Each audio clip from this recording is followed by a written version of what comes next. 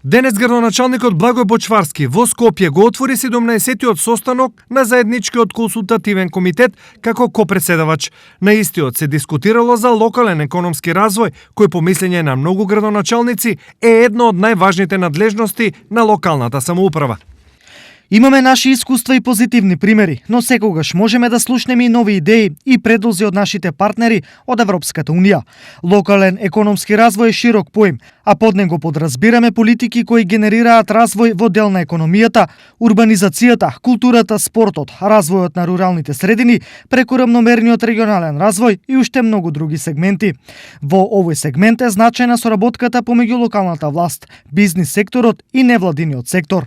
Бочварски ги информираше колегите од Европската Унија дека сите, локалната и централната власт, интензивно работат на исполнување на условите за влез во Европската Унија.